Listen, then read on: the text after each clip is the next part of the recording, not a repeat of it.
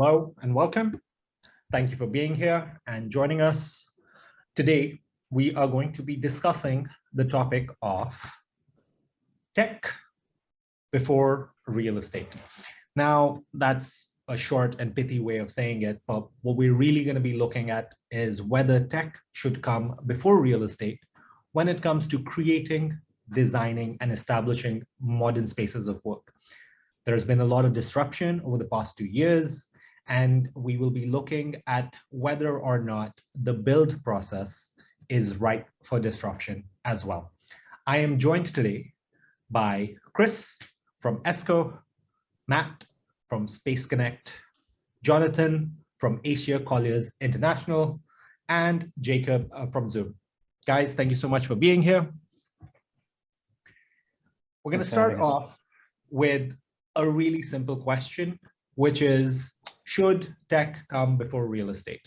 Now, to kind of set the scene, real estate is the most inelastic of all components of a build project, right? You're limited by what's available on the market, whether you want to purchase or you want to lease. And for the longest time, it's just made sense to focus on this inelastic component first, get it sorted, and then have everything else fall into place. So why should we change that now? Matt, where do you stand on the debate on where tech and where real estate should be in the build process? Hi, H, thanks very much. I don't actually see how in today's world tech can't come before real estate. And I'm pretty much on the border with this, I'm on the fence. But it's really interesting because I was reading an article the other day. And it was a little bit of a dated article. It was back from December 2020. It was one of the Forbes articles, and they were talking about the effect of property tech on corporate real estate, and they were talking about it as seeing tech as a risk to CRE as a stable industry, and for businesses to plan in order to mitigate that risk. And it was quite interesting because I now see tech as an enabler into corporate real estate. And the reason I see that is, look, space is expensive, you know, wherever you are. I mean, I was looking at it a couple of days ago, and I think, you know, depending on where you are in Singapore, you could be anywhere from 108 to 170 US dollars per square foot. And if you're looking at an average of, say, 55, 60 square foot per person, that's a lot of space. But it's, and that assumption now, that one person needs one desk, I just don't believe holds true anymore. And the assumption that if you invite 10 people to a meeting, that all 10 are going to be in that meeting room, it just isn't true anymore. So that's why I see it as an enabler. Jacob, Matt just said that tech is an enabler, and we've seen that, right? You're from Zoom, and VC platforms have literally changed how we work, and they've created these new hybrid versions and the digital workplace, and all these changes have happened.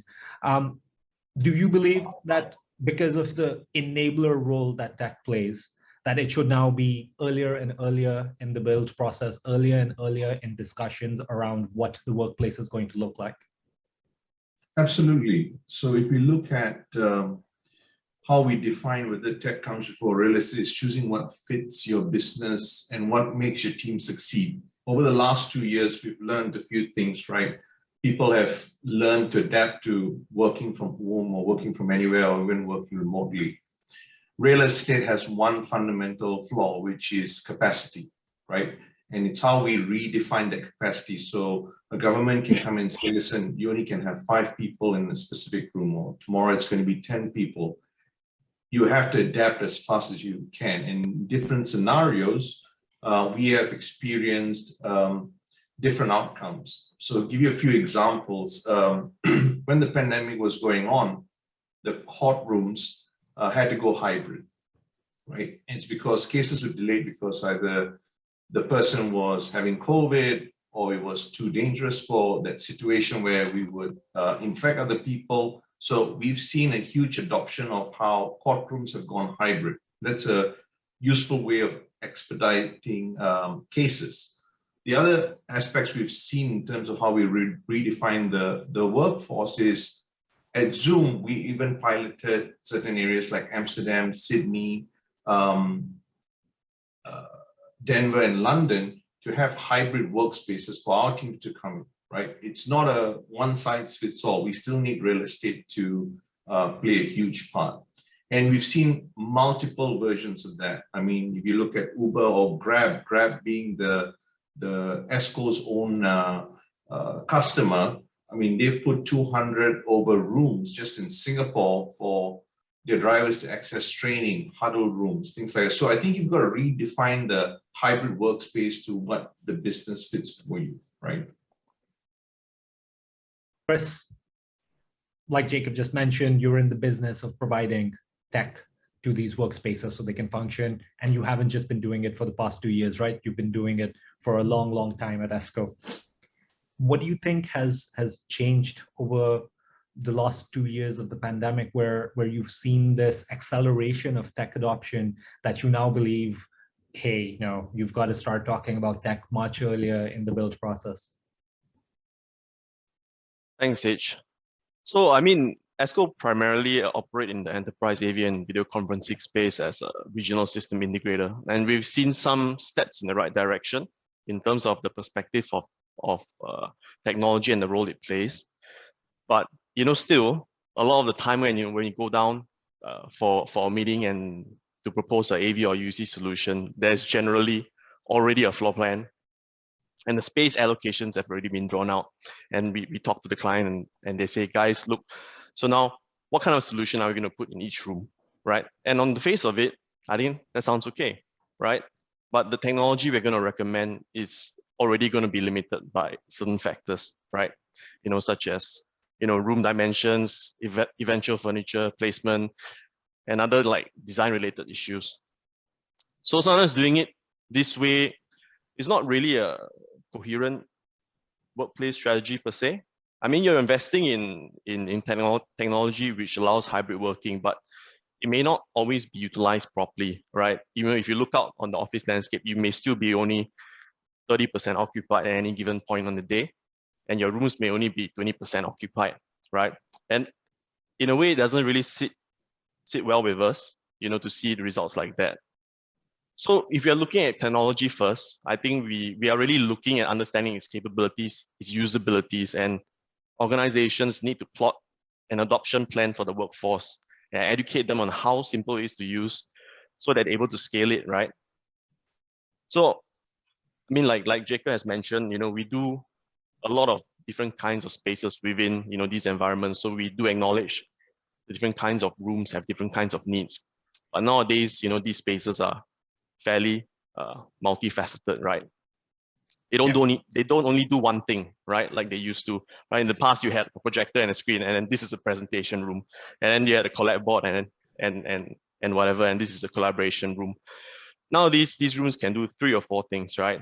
I think if you look at the traditional, if you look at a Zoom rooms, for instance, Zoom rooms can be utilized over 3 or 4 different use cases, right? So it's more complex now. Yeah. So if you put this, yeah. No, go ahead. Yeah. So if you put all of these technologies together with other things like space optimization platforms like what Matt does, and plan a little bit into the future, you might be surprised with the actual real estate space that you require as an organization. The results might surprise you. Jonathan, as director for flexible workplace consulting, right? What are you advising your clients to do, right? Like, when are you telling them, hey, now is the time to start thinking about tech, and now is the time to start thinking about real estate? Have you seen a shift in when these conversations are happening, or are you advocating for a shift for when these conversations are happening now? Well, first of all, it's quite intimidating going last after we've had some quite 3 really good answers and a really good question, and so I've got to kind of follow that, which is I'm struggling to come up with something new that hasn't already been said. But I have probably a fairly unique perspective on this, because in my role I'm working with building owners, landlords, working with investors into real estate and into operators that go into there. And then I'm working with sort of flexible workspace operators or co-working operators, but also other building amenity operators like hospitality operators, F&B, fitness and wellness, all that kind of thing.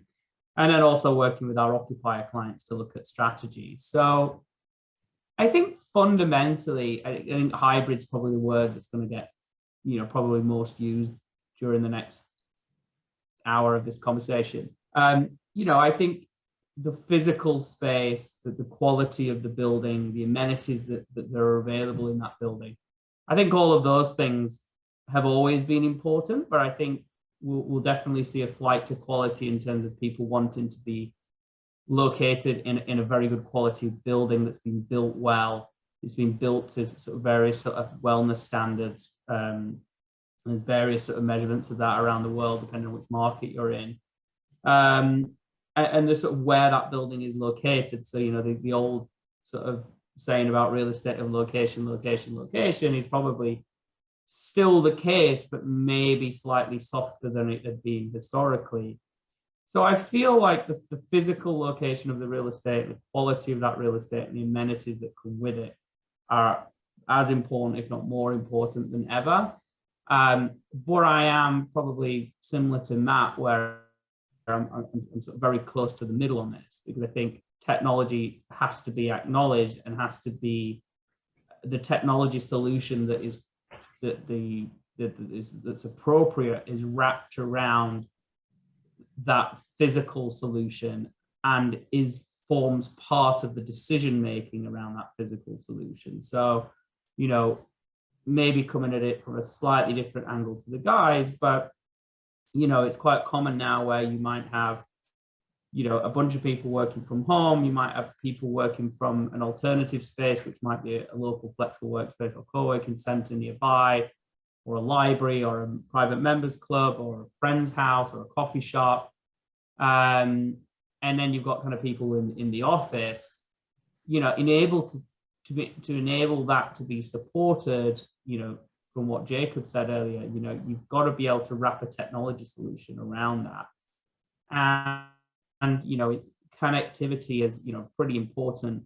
And I would probably say there's probably not one tech solution. There's probably a number of tech solutions that need to be, strung together. But, what physically is going into those spaces within the office that you control, in terms of sort of enabling a sort of multi-use spaces, whether it's and then also sort of apps to control the use of that space, etc.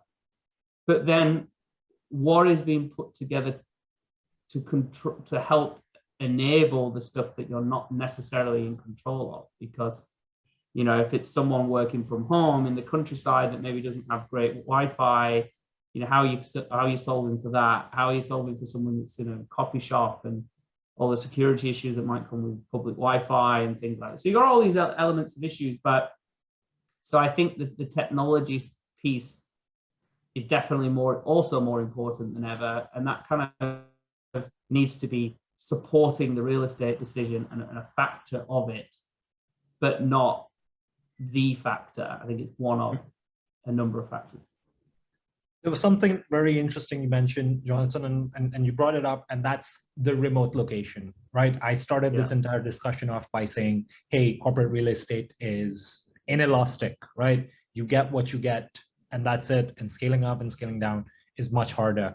But like you mentioned, the office is not the office anymore. You've got the remote location there as well. And that kind of makes it more elastic. It makes it more flexible, right? Like if half your workforce is working from home, all of a sudden your office space has increased manifolds. If 25, then it's shrunk. If it goes to 75, it's gone back up, right? And there's this new flexible element to corporate real estate. And like you mentioned, it needs to be supported, right? And Chris, I'd like to get your thoughts. Do you believe technology is the only way we bridge office and remote location? Yeah, I think so, right? I think the importance of having a true hybrid strategy cannot be downplayed. I mean, if you in today's world, when you hire people, I think within the first three questions, besides pay and job scope, the third is, what kind of working arrangements is it going to be like, right? So you definitely have to cater for it, right? So as an organization, I would say, if you have a certain plan, let's say 70-30 or 60-40, right? You need the technological enablers, right? And in order to do so, you need to understand what the technology can do, right? So that's the first step, right? So again, having the real estate first, is maybe having things the other way around. Matt, you help people build that bridge, right? Are they being receptive to this idea of, hey, if you want to bridge these two, right? You want to bridge your workspace and the remote location, you've got to start thinking tech earlier and earlier. Yeah, technology helps, and helps to a very, very large degree.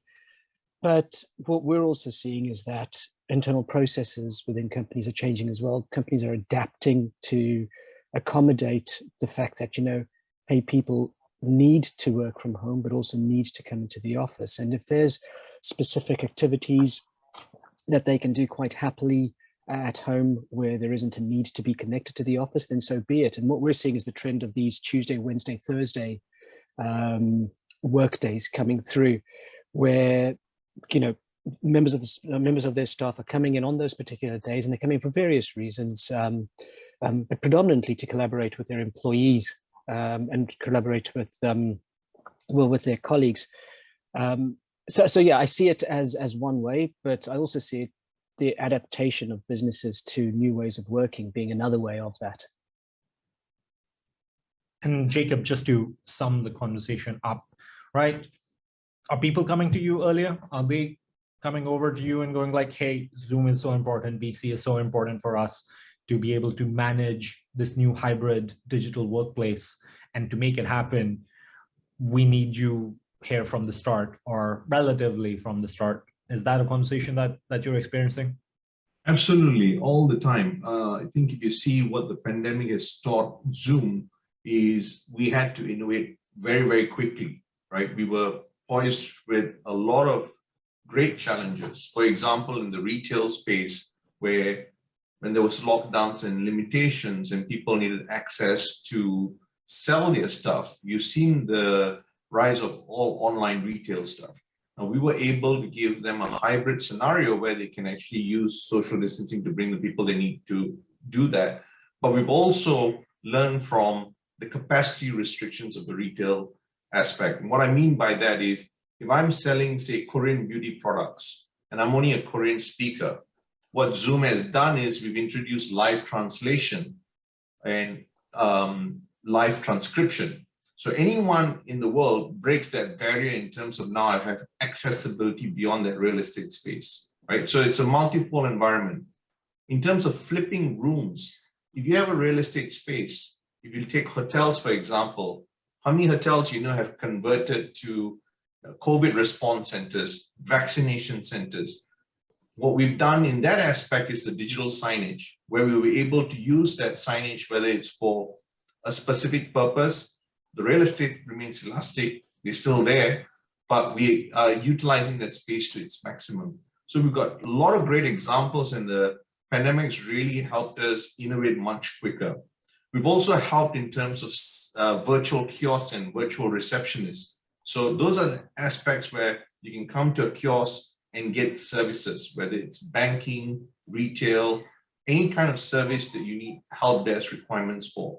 So we find the ability to give an individual to have access to Zoom from their phone to any device, like you can work into any work environment or workspace and just in the click of a button, shift it to a huddle room, a meeting room, and have that flexibility. You're no longer restricted by the hardware in that space, how old it is. You have that flexibility to move around. So we see this as a big advantage, especially with co-working spaces and transforming rooms very quickly.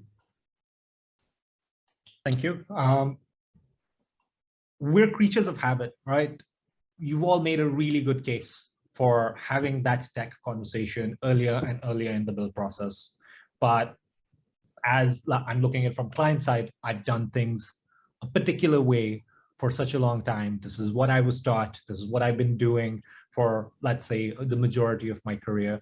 And now I'm having to adapt, right? I'm going to have to change my workflows. I'm going to have to change my mindset. Jonathan, are you seeing that change in mindset? Are there things that I can do from a client side, right?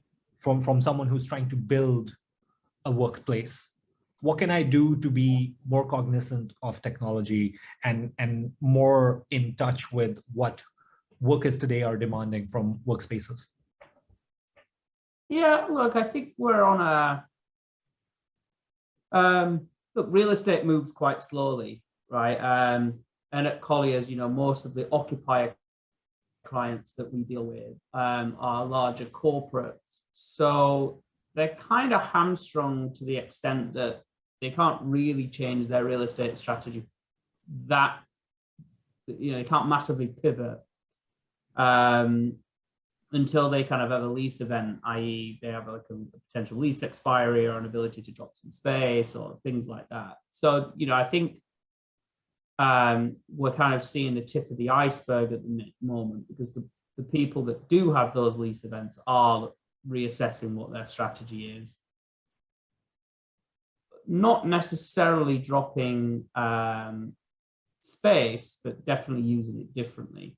But there will be more of that to come as people have leases. What I'm seeing definitely from a landlord side is landlords are definitely aware of this and definite changes, and are trying to solve for that. It's not always easy. Again, you might not have the space available, but some of the landlord clients I'm working with, where we're looking at how to make that building, how to essentially make that building better by potentially providing sort of shared amenities, shared meeting rooms, some kind of lounge space, better F&B, better wellness facilities, things like that. But all, technology has an impact on those in terms of accessing those spaces and things like that. But there are a couple of things that are out there at the moment which we think are probably a trend going forward, which falls into the tech bucket, which is looking at spaces on demand. And there are various platforms out there, Dasana and Upflex probably being two of the ones that allow you to sort of occupiers to book space on demand, and we're seeing those sort of form part of people's solutions, and the larger flex operators like IWG and WeWork sort of offering those at scale as well. So it does fall into it. What I would say, and what's definitely been highlighted, is the different. I heard someone say earlier when we were doing the warm up was about when the pandemic was happening. In Hong Kong, it's still very much happening. I'm based in Hong Kong, so we're definitely not through that. And I think one of the things that's definitely clear is probably 2 years ago or 3 years ago, most corporate occupiers were creating a real estate strategy and getting sort of rolled out globally, and things were becoming very samey. I think what we've got now is that everything is very market specific. So the real estate solution in Hong Kong might look very different to the real estate solution even in Singapore, or even in China, or even in Japan or Australia, because each market is different. In Hong Kong, we've got a very unique situation here where people have very small living accommodation, so work from home doesn't really work. So there you've got to find, but Wi-Fi connectivity is really good. So there you've got really good Wi-Fi connectivity. But I'm lucky. I live on my own in a reasonable sized apartment. But you might have other people that have a similar sized apartment where there might be 2 or 3 people living in it. So therefore, it's not possible to work from home. It's not possible necessarily to get them to the office. So then you've got to find other solutions. So whereas versus Australia, where living accommodation is generally a lot more generous, you've got a lot more people then therefore much more willing to work from home. So that means that the technology solution applied alongside the real estate, varies from market to market, and definitely making, I guess, a corporate real estate head for an occupier even more challenging. Matt, Jonathan pointed out a really interesting friction point, which is corporate real estate moves slow, right? Yeah. It takes time. You need to wait out your lease. You need to find something new, and you need to basically just be slow. Hybrid work is being demanded right now, right? People need that flexibility right now. Yeah. Any thoughts on how we eliminate this point of friction? I know Jonathan pointed out that, hey, these on-demand places are cropping up. You know, WeWork has had a really good 2 years. But from your end, do you see any other solutions? Yeah. So I think that was actually quite a poignant piece there. And I jotted it down just so that I could remember it, because the sorts of clients that we interact with are corporate occupiers, and one of the biggest one of the biggest areas, or the biggest concerns for them, during the pandemic, and yes, we're still in it, and we see this trend across the world, is that of flexibility. And because corporate real estate moves slowly, it's how do they introduce that flexibility? And there's two areas of flexibility that they're after. One is in terms of cost, and two is in terms of term. And you just can't exit a 5-year lease, or unless you've got break clauses built in, or whatever the case is. And so clients were coming to us to say, look, we're paying you all this money for a service that, through no fault of our own, we can't enjoy because the government has told us we can't go into our office. So what do we do? And as a business who's trying to be profitable, you have one frame of mind, but also as a business who understands what's going on in the world and what's important for your clients, you have another frame of mind. So flexibility is absolutely key in terms of that term, and that's why somebody mentioned the point about scalability earlier, and that's why we adopted very early to have a flexible approach in order towards term, so that allows our clients to actually either scale up or scale down the use of their services, depending on what government advice is like, or staff demand to return to the office or go back into the office as well. The other point, the other side of things, or just following on from that, is if you're going to be putting in a solution and thinking about how you put that tech in, is I think Jacob made the point earlier about responding to the needs of the business, and you have to engage with your employees to find out what tech they're using and what tech makes their life easier, in their personal life, but also what they could possibly use and hold in a working environment. And then there's also an immense amount of information out there, hopefully, from companies' own FM departments, or just go and research it as to what historical trends were in terms of usage. So look at what my average occupancy was, on any particular day or over a specific period of time. Look at what my meeting room usage was like. Chris mentioned the point about things being 20% occupied, and that's a big bugbear for a tremendous amount of clients. But then the other thing is that you need to actually look at what best of breed and fit for purpose solutions are out there in order to get you that accurate information, pretty much. And what you're looking at there is you're trying to marry up this whole user experience from a consumer side of things, and trying to bring that into a commercial side of things. And that's not always easy, because from what we've seen, and we've seen this not only from the software side of things, but also from the hardware side of things, is that commercial solutions tend to be about 3 or 4 versions behind consumer versions. So I think that's some of the strategies that you can try to use to bridge that.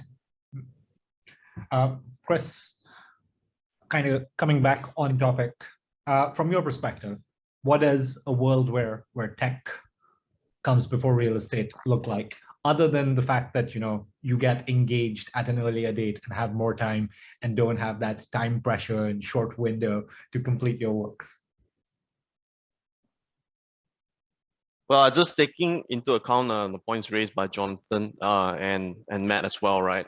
So we mentioned that real estate is pretty slow moving, right? But we are kind of 2 years into COVID, and like what Jonathan has pointed out, there are companies where they're kind of in between leases, right?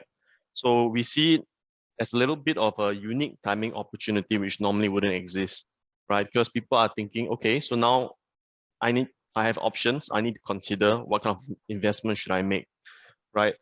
So generally, over the last 1.5 years, we've seen a definite reduction in terms of real estate, right, in the corporate sector, right? By how much, I don't have the figures offhand, but we know it's getting slightly smaller. But on the other hand, the technology is far more well thought out, right? They're not wasting the space for sure, right?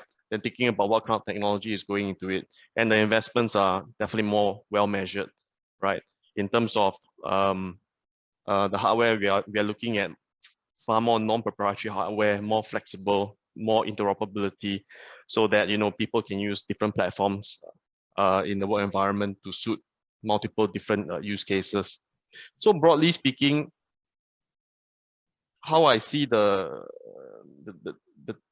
tech and real estate in the future, right? The shift is very gradual. It's not going to be suddenly tech. Everyone's looking at tech first and deciding what the entire workplace strategy should be. But we see organizations that already have positions in terms of digital transformation, in terms of workplace strategy. I think a lot of these companies, they will continue to put more thought and more effort into this, right?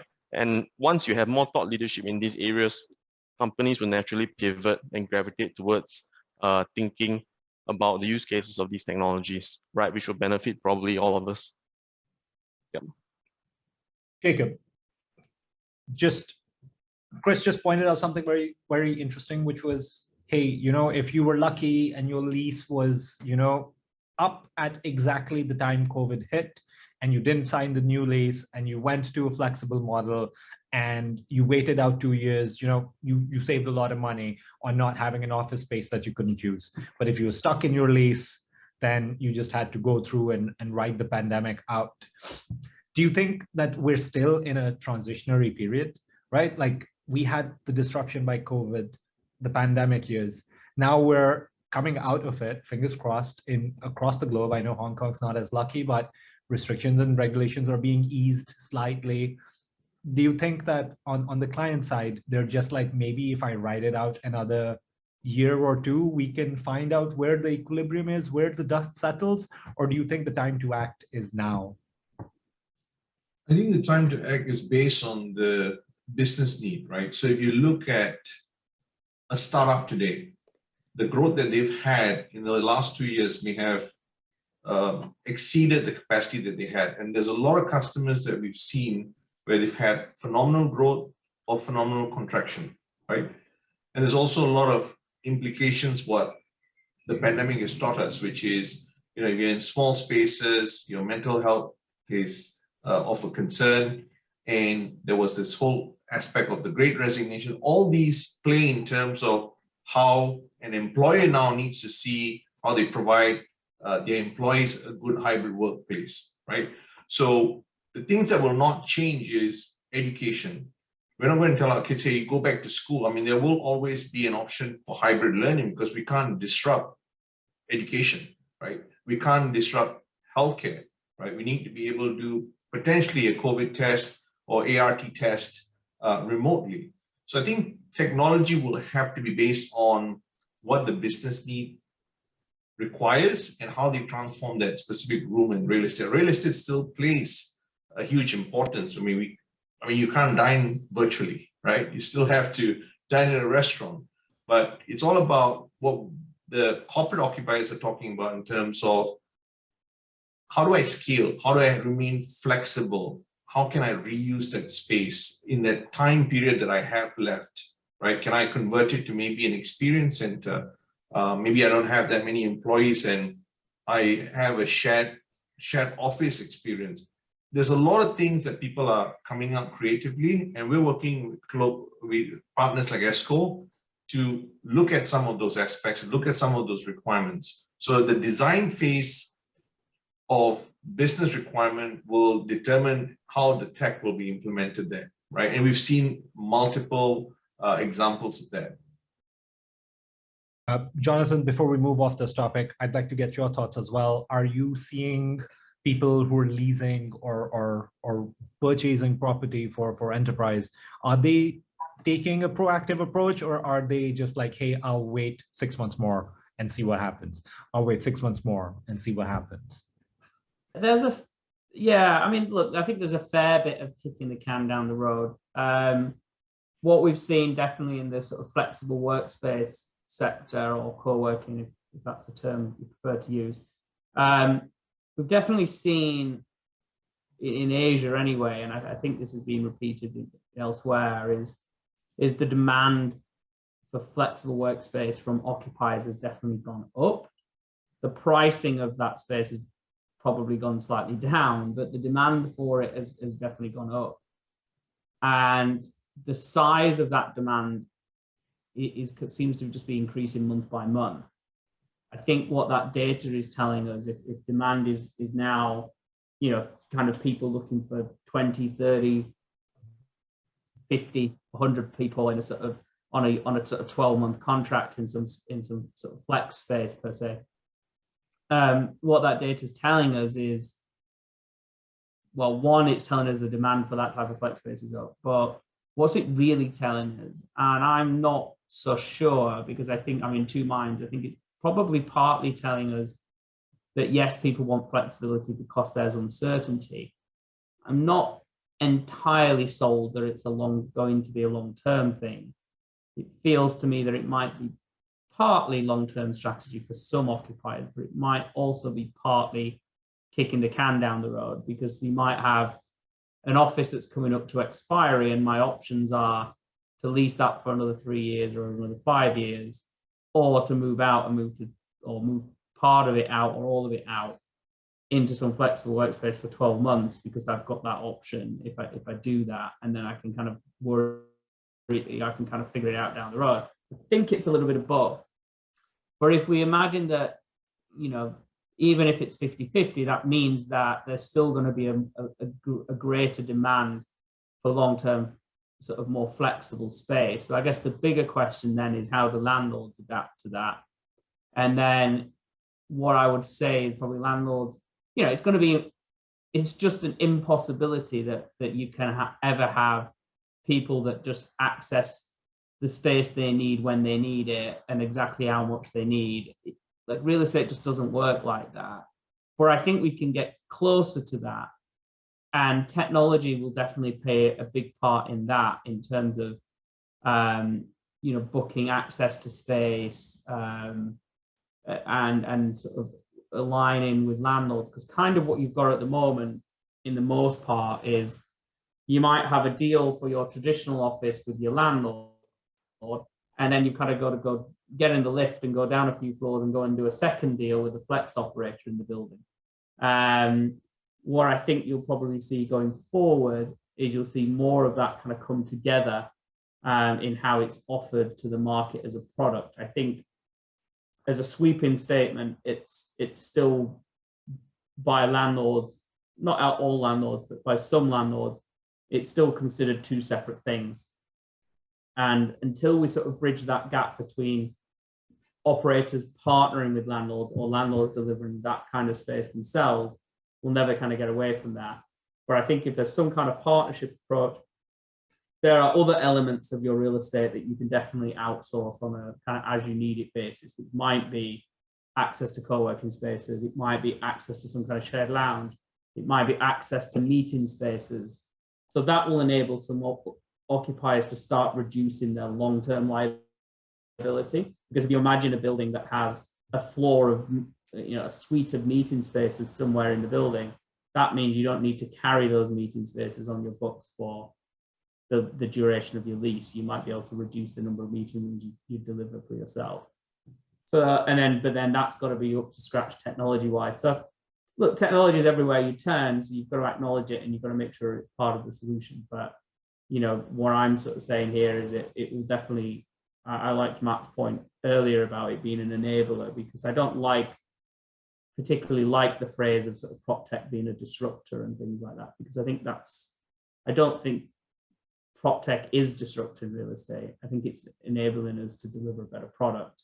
by using it as an enabler and kind of embracing technology rather than it being one or the other. Yeah.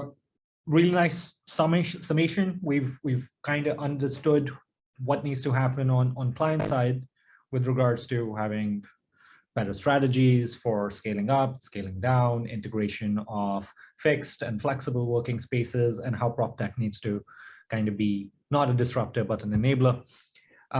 Chris, I'd like to switch the focus back onto us. What do you think ESCO needs to do, or what kind of mindset changes or operational changes or functional changes or just changes in general that you think ESCO will be implementing as technology moves up and up and up in the conversation of build projects? I think our approach has always really been the same, right? I think in terms of the technology, there are always a few key priorities. I think the first priority is we need to establish a good use case for the customer, right? Once that is done, then it comes to the hardware. We always want things with good quality. Then it needs to be, of course, future proof, right? Ideally, it needs to support at least 2 or more platforms. It needs to be a scalable technology. And of course, it needs to be remote monitoring capable, right? So, I mean, we talk about, like a platform like Zoom, for instance, right? You have dashboards, you're able to monitor usage, you're able to see which rooms up or down, right? So you can do it on a software back side. So if you can't do it on the hardware back side, then you're only really solving half the problem, right? So when you talk about enterprise grade level scalability, you have to go all the way. You can't just go halfway. Yeah. So for us, those are key priorities. Jacob, you already said that people are coming to you earlier and earlier to discuss their requirements and needs. And you also elaborated on how Zoom is, taking the opportunity of early engagement to really understand customers, figure out what features they want, and then just providing value. What's next? We all know that VC is very important. What's next on the roadmap for you guys to just improve user outcomes when they're using Zoom? So a few things that we are embarking on is helping people build that hybrid workspace, and starts off with what is the customer experience that they want to achieve for themselves and for their own customers. So we have, to Chris's point, we have seen multiple use cases. We've seen, as I mentioned, courtrooms have gone hybrid, healthcare has gone hybrid.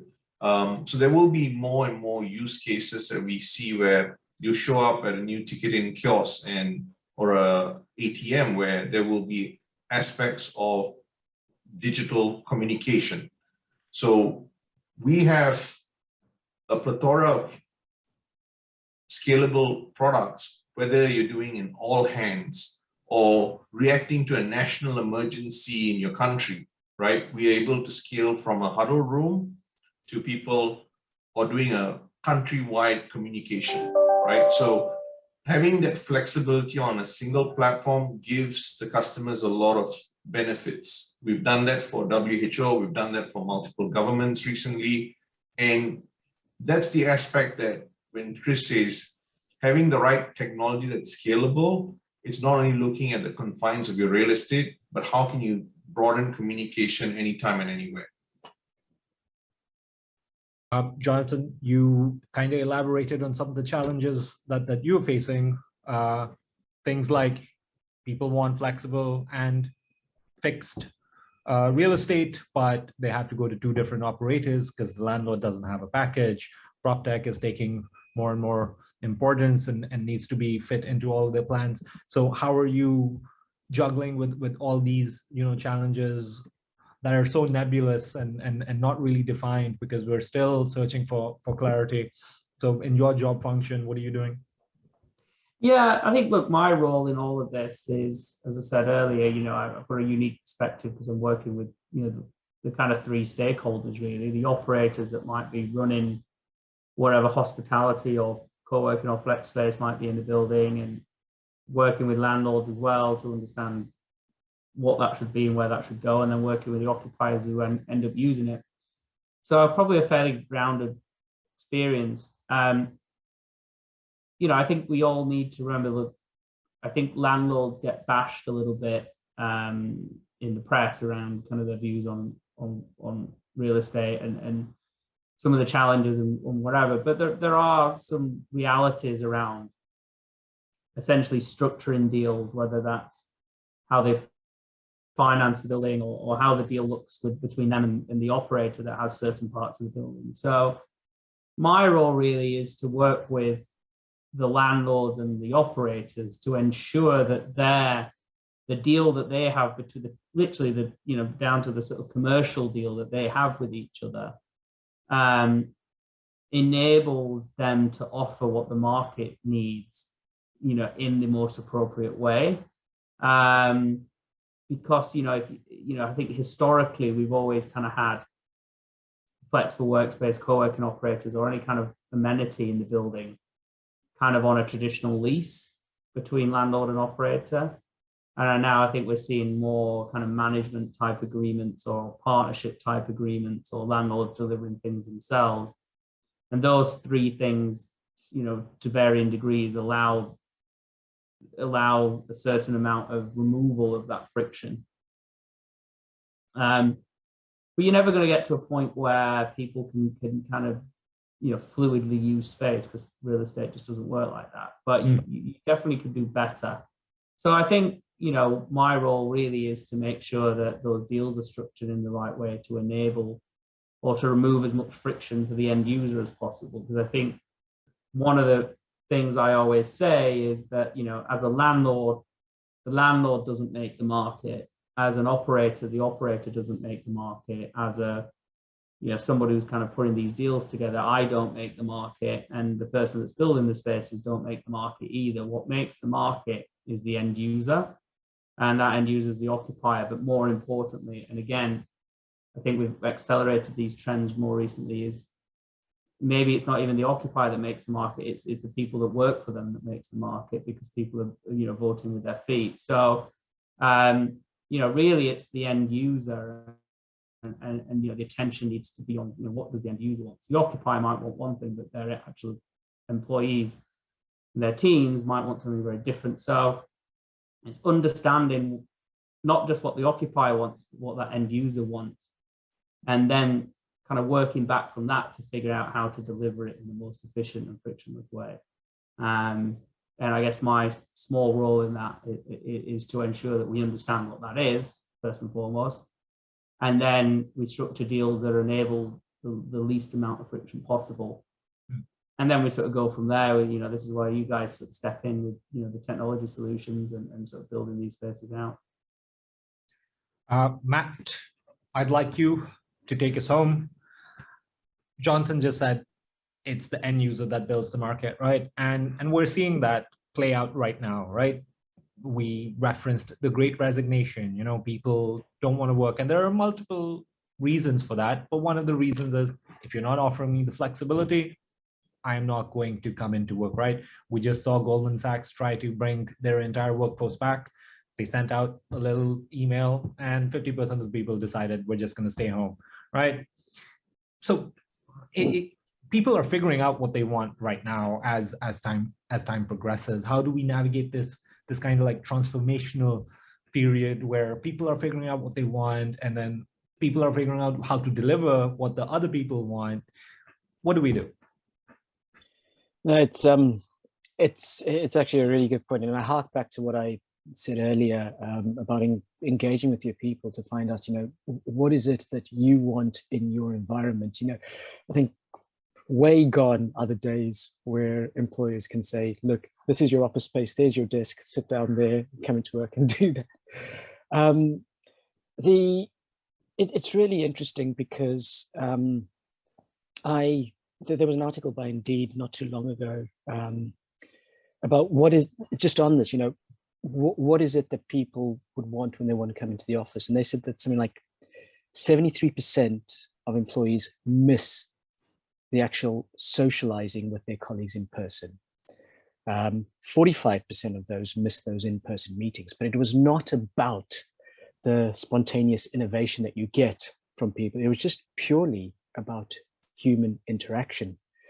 So it's like stripping it away and just bringing us back down to what, the fact that we're people and that we're, group organisms. I think that when it comes to finding out what people want, is just open up and just ask them, what is it that you want to see in your environment? What is it that wasn't working for you before? And what is it that we need to do that's going to enable you to be the best possible productive version of yourself within the office environment that you can be? And, we're in a technological world these days. So it's not only the four walls around us, it's how do you interact with that? And where tech plays a part in that is you have to look at the sort of type of tech that you're going to have in your office environment. So, you're going to have the type of tech that people interact with. And, that needs to have a super simple UX. It could be incredibly engaging, incredibly immersive. We're seeing some amazing products come out in the marketplace like that as well.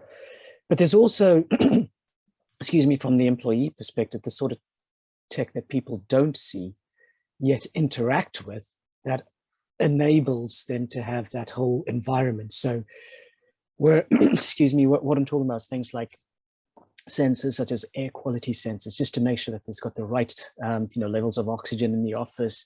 I know ESCO does some stuff around that. I'm talking about things like light sensors to measure the right amount of light, that people don't start feeling droopy or sleepy, and that they're feeling motivated and confident. Having the ability to have sort of configurable spaces to allow for mixed use environments. So if somebody wants to concentrate on a particular activity, and this goes down to activity based environments, there's an area that they can go to for that. Or if they just need to drop down for a couple of hours and do something else in another area, then they can go to that. I don't think it's a one size fits all, but it does come back to having, that point I made about an incredible amount of flexibility, but also I think just being able to see what's out there, to reconfigure spaces to adapt to what your staff are asking you for. Excellent. Gentlemen, thank you so much for your time. The conversation has been really engaging, so much so that there are a bunch of questions. We are very close to ending, but please send your questions in. And what I'm going to be doing is, because everyone here is from such a diverse and different, job function, I'm just going to throw these questions to whoever I think is best suited to answer them. If you want to chime in, please do so. The Q&A is going to be a bit freeform. Jonathan, we're going to start with you. There's a question on elaborating between what an occupier and an operator is. And following to that is, if there's a flexible space operator in the building, are they not also the same as being an occupier? So perhaps you could elaborate a bit more on the jargon. Yeah, sure. I mean, second part of that question is quite an interesting question. Yeah, I mean, quite simply, an occupier is the end user of the space, or the company that the end user of the space belongs to. So, could be, Zoom could be the renting an office in an office building. Colliers could be renting an office in an office building. That would be the occupier, and then they obviously have the teams that work for them. Essentially, is the end user. So the end user is the individual. The occupier is a company, basically, that's taking space. The operator that I'm referring to could be a co-working space. It could be a flexible workspace, depending on terminology you use. Could be a private members club or a hospitality operator that sort of runs or operates the various kind of functions in the building that people can use. The second part of the question is a very good one, and I'll try and keep it as short as I can, so I'm not running out of time. But basically, quite often we see, and traditionally we've seen, and we still see it now, annoyingly, is that basically the landlords tend to do a very traditional looking lease, as they would do with any other tenant in the building, to the operator. If you think about a flexible workspace or some kind of hospitality space in an office building, if that deal between which I was referring to earlier, to try and remove that friction, if that deal is an arm's length lease between the operator and the landlord, then that operator is not incentivized in the right way to operate that space as an amenity to the building. They have to keep that space full to be able to pay their rent and then make a sort of profit. Where I've been advocating for a long time is at the very least some form of partnership, which may result in a lower than market rent, some kind of capital contribution from the landlord, and then therefore align the interests. Ideally, it would be management agreement where there was no rent and the landlord was putting in the capex, and then therefore it would be aligned even further. Because if you think about it, if that space is there to provide an amenity for the building, it's impossible to be an amenity to the building if you're on a lease. So yes, normally they are no different to a regular occupier of the building because typically they're on a lease. But in an ideal world, there's not really much point. The value for a landlord of having a flexible workspace operator in the building, but on a lease, means there's very little value at all. They're just another occupier. If it's more of a partnership or a management agreement, then therefore it could be an amenity to the building. Thank you, Jonathan. Jacob, there's a question which I think is perfect for you. Do you think that tech is now in a position, it has matured to a point where it can lead the conversation in a build project? Absolutely. I've also answered it on the chat, but what I see is the platform has to be scalable, whether it's 2 users or doing a live concert or live webinar, we should be able to scale that. So it has to be very simple for the users, and the digital signage is able to transform that space for the operator of that real estate. So I think that flexibility gives a lot of options for someone to use their real estate and monetize it really quickly. And our final question for our session today, I would like to throw that to Chris and Matt.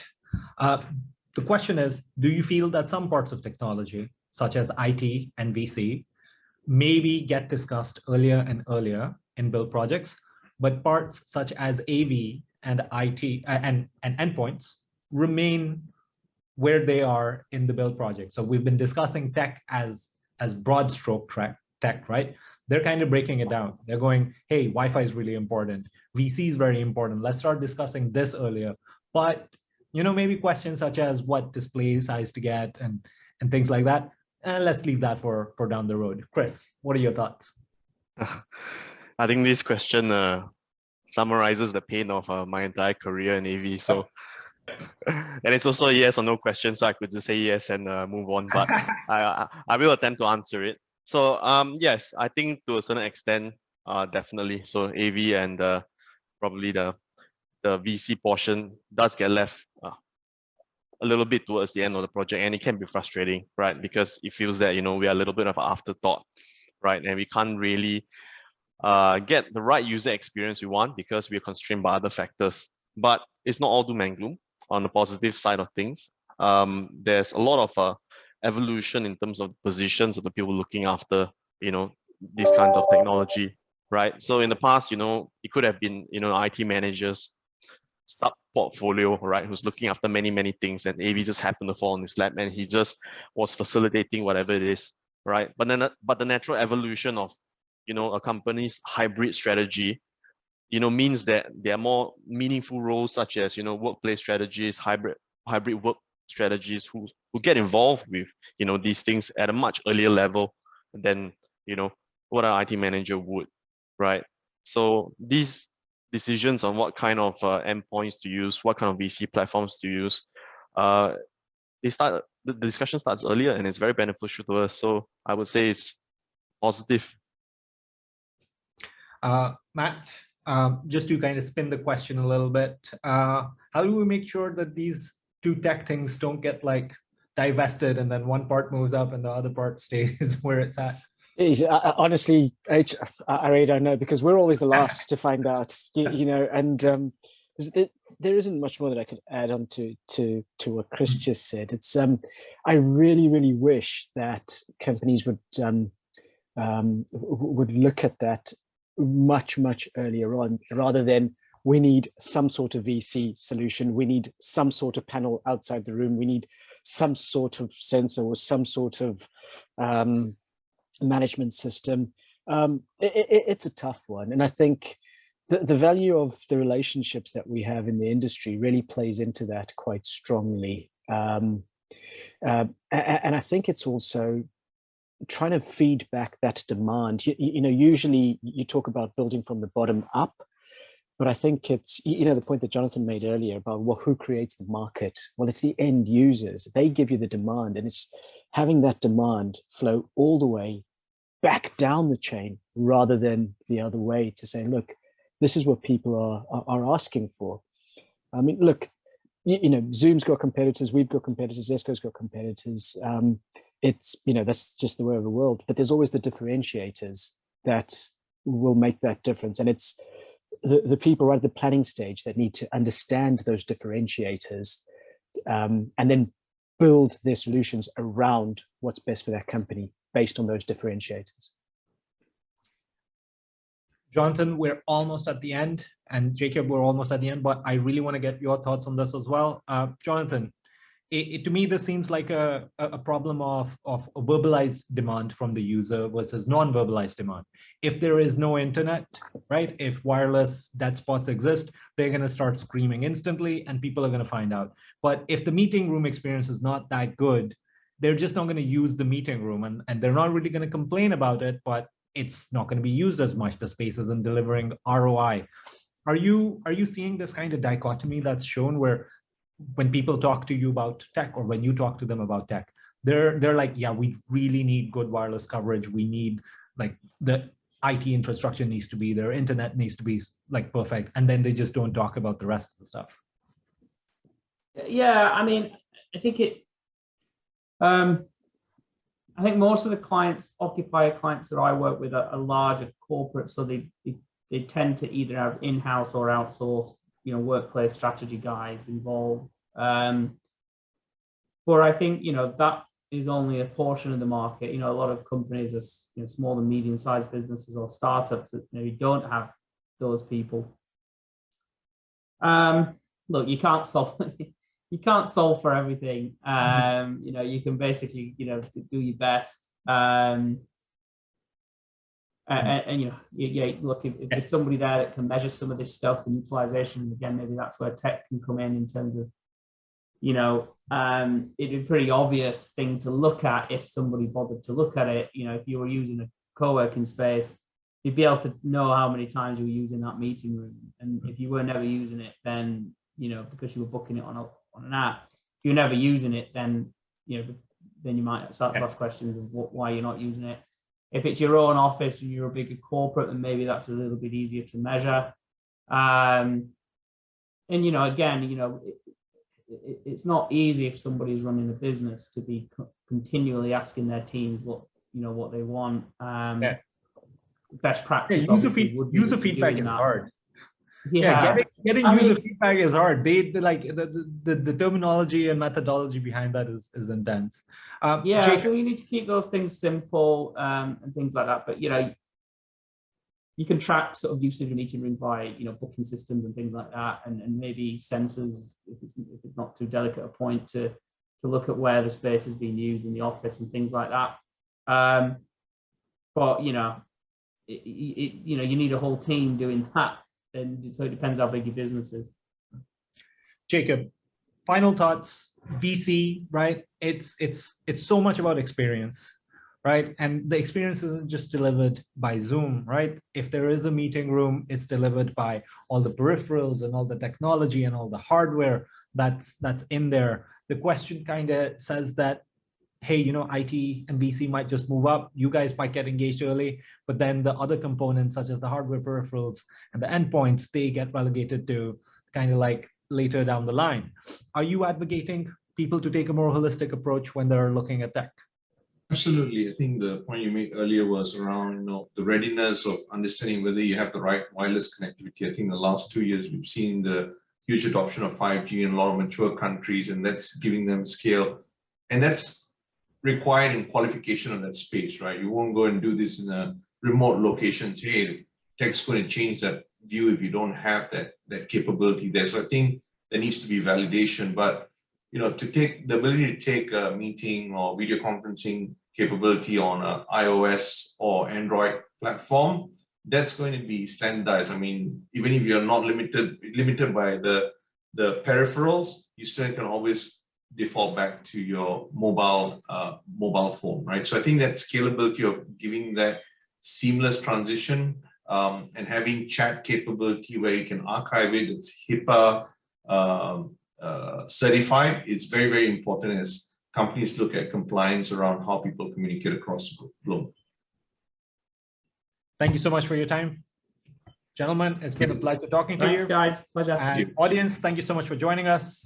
We will be back sometime soon with another conversation for you guys.